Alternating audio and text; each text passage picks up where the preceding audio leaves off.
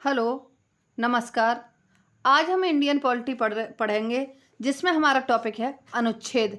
इससे पहले के अनुच्छेद हमारी पहली क्लास में हो चुके हैं। ये हमारी दूसरी क्लास है अनुच्छेद की। अनुच्छेद 21 का शिक्षा का अधिकार।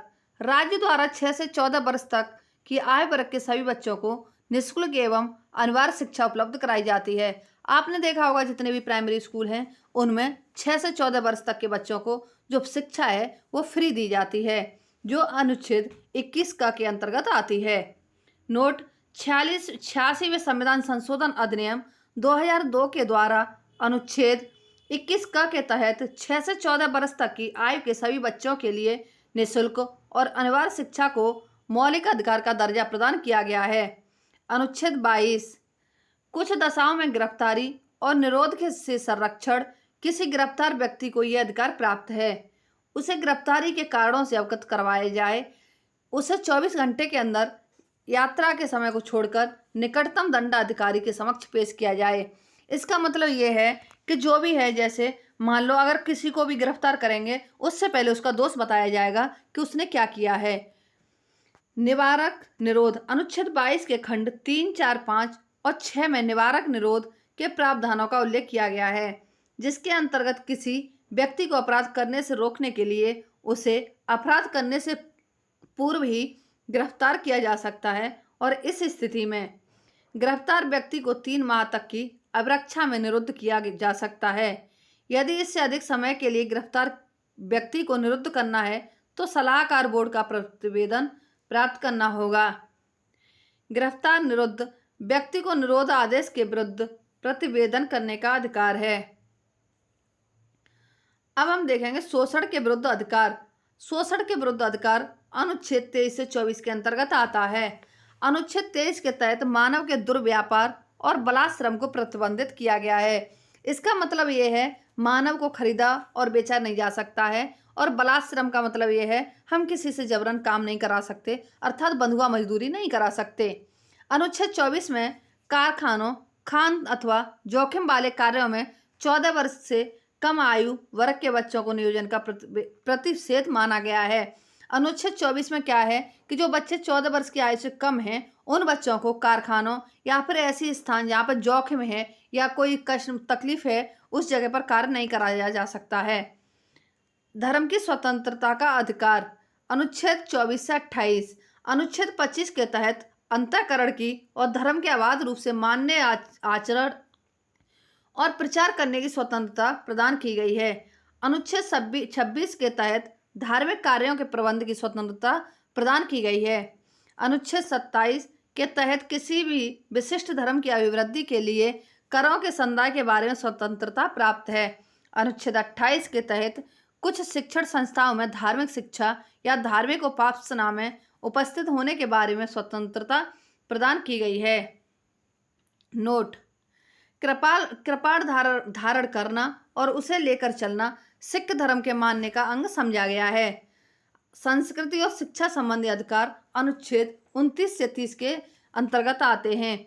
अनुच्छेद 29 में अल्पसंख्यक वर्गों के हितों का संरक्षण, सुरक्षा संबंधी अधिकार उल्लिखित हैं। अनुच्छेद 30 के तहत शिक्षा संस्थानों की स्थापना और प्रशासन करने का अल्पसंख्यक वर्गों को अधिकार प्रदान किया गया है। संवैधानिक उपचारों का अधिकार अनुच्छेद 32। मौलिक अधिकारों को प्रवर्तित कराने हेतु संविधान के अनुच्छेद 32 के तहत सर्वोच्च न्यायालय को 5 तरह के रिट जारी करने की शक्ति प्रदान की गई है।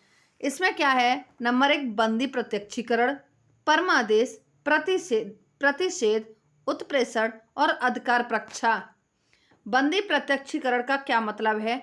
न्यायालय द्वारा यह आदेश बंदी व्यक्ति की प्रार्थना पर उसे बंदी बनाने वाले अधिकारी को जारी किया जाता है कि वह बंदी बनाए गए व्यक्ति को संबंधित न्यायालय में 24 घंटे के भीतर उपस्थित करे, जिससे उसको बंदी बनाए जाने के कारणों की वैधता पर विचार किया जा सके। दूसरा है परमादेश। जब कोई पदाधिकारी अपने सार्वजनिक कर्तव्यों का निर्वहन नहीं करता तो न्यायालय द्वारा परमादेश जारी करके संबंधित पदाधिकारी को उसके कर्तव्यों के पालन का आदेश दिया जाता है। प्रतिषेध। सर्वोच्च न्यायालय और उच्च न्यायालयों द्वारा अपने अधीनस्थ न्यायालयों को उनके अधिकार क्षेत्र से बाहर न्यायिक कार्यों को करने से रोकने के लिए यह रिट जारी करके आदेश जारी किया जाता है। उत्प्रेषण सर्वोच्च न्यायालय अथवा उच्च न्यायालयों द्वारा अपने अधीनस्थ न्यायालयों को यह रिट जारी करके आदेश दिया जाता है कि अपनी या लंबित मुकदमों को तेजी से निपटाने के लिए उन्हें वरिष्ठ न्यायालयों में भेजें। अधिकार परीक्षा, जब कोई व्यक्ति या सार्वजनिक संस्थान कोई ऐसा कार्य करता है जिसके लिए उसके पास कोई वैधानिक अधिकार नहीं है, तो न्यायालय उससे अधिकार परीक्षा आदेश के द्वारा पूछता है कि वह किस अधिकार से यह कार्य कर रहा है।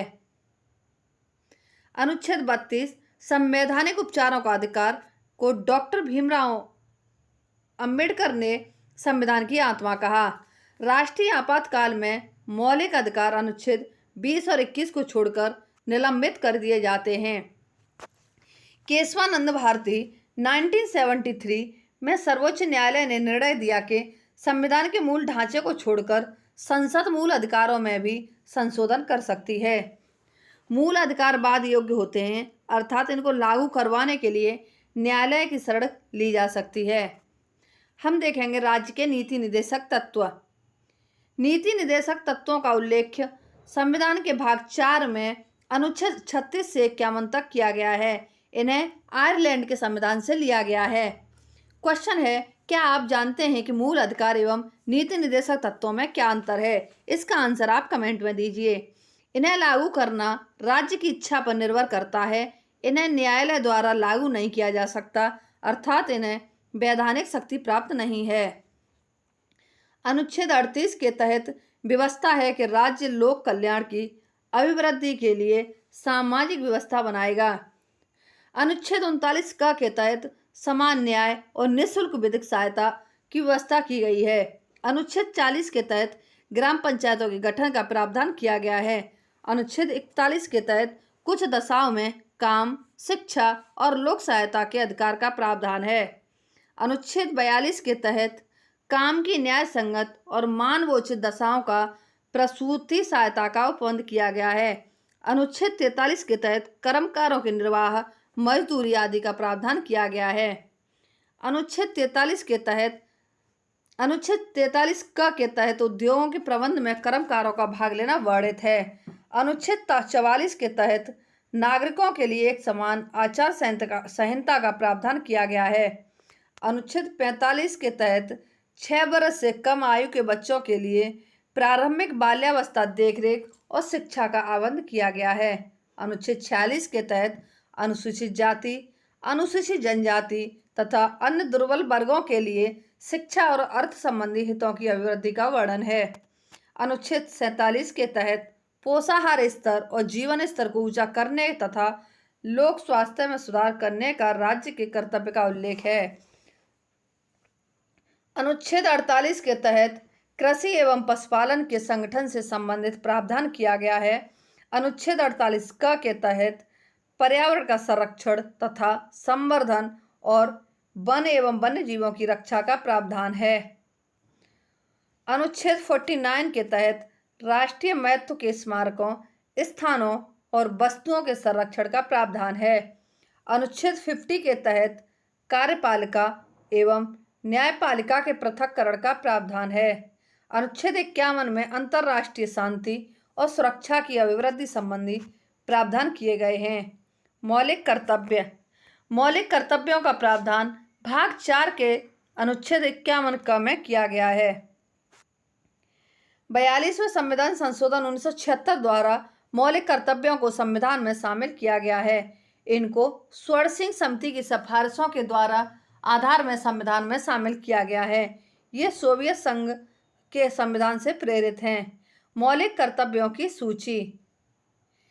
51 का मूल कर्तव्य। भारत के प्रत्येक नागरिक का यह कर्तव्य होगा कि वह संविधान का पालन करे और उसके आदर्शों, संस्थाओं, राष्ट्र ध्वज और राष्ट्रगान का आदर करें।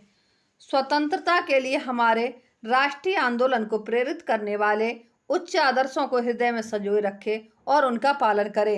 भारत की प्रभुता, एकता और अखंडता की रक्षा करे और उसे अक्षुण्ण रखे। भारत की प्रभुता, एकता और अखंडता की रक्षा करे और उसे अक्षुण्ण रखे। देश की रक्षा करे और आह्वान किए जाने पर राष्ट्र की सेवा करे। भारत के सभी लोगों में समरसता और समान भ्रातृत्व की भावना का निर्माण करे, जो धर्म, भाषा और प्रदेश या वर्ग पर आधारित सभी भेदभाव से परे हो। ऐसी प्रथाओं का त्याग करे जो स्त्रियों के सम्मान के विरुद्ध है।